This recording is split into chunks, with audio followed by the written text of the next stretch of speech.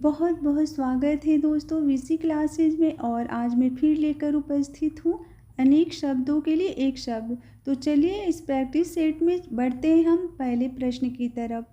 पहला प्रश्न है, जो जुड़ा या मिला हुआ न हो उसके लिए एक शब्द क्या होगा?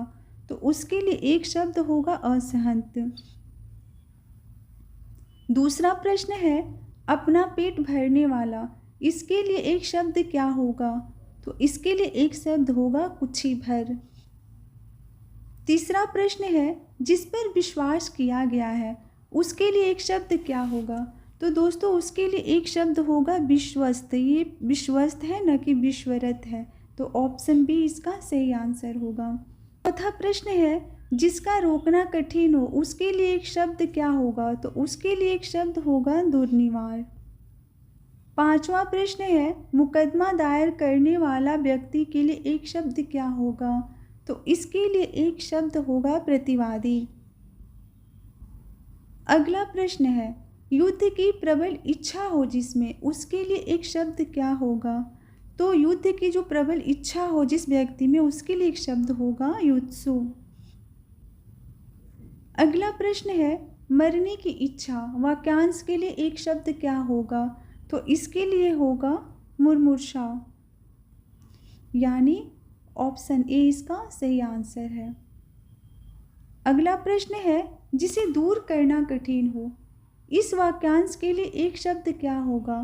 तो इसके लिए एक शब्द होगा दुर्निवार। अगला प्रश्न है, जो रूढ़ियों में विश्वास करता हो, इस वाक्यांश के लिए एक शब्द क्या होगा? तो उसके लिए एक शब्द होगा रूढ़िवादी। 10वां प्रश्न है दोस्तों, जो पूजा के योग्य हो, इस वाक्यांश के लिए एक शब्द क्या होगा? तो इसके लिए होगा पूजनीय। ध्यान रहे दोस्तों, अगर यहाँ पर ऑप्शन पूजनीय देता है तो यह गलत हो जाएगा, क्योंकि यह जो शब्द है यह वर्तनी अशुद्धि है। तो ये दो ऑप्शन भी दे सकता है और आपको लग सकता है कि पूजनीय भी हो सकता है, लेकिन पूजनीय इसका आंसर होगा। अगला प्रश्न है, जो देश से प्रेम करता हो उसके लिए एक शब्द क्या होगा?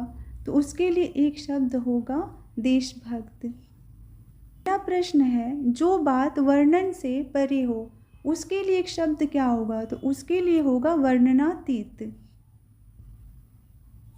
अगला प्रश्न है, क्षण भर में नष्ट हो जाने वाला, इसके लिए एक शब्द क्या होगा? तो इसके लिए एक शब्द होगा क्षणभंगुर।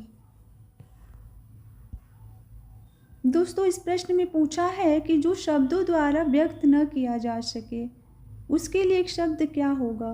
तो उसके लिए होगा अव्यक्त।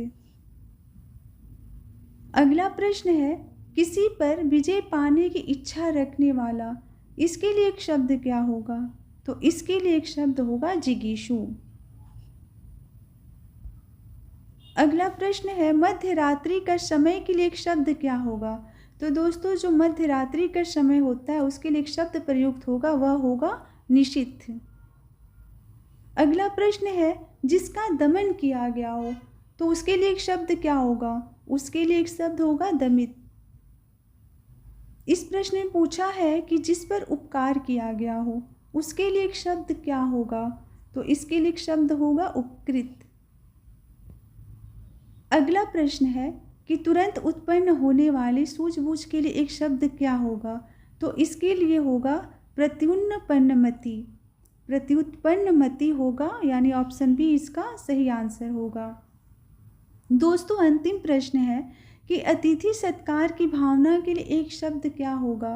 तो इसके लिए होगा आतिथ्य।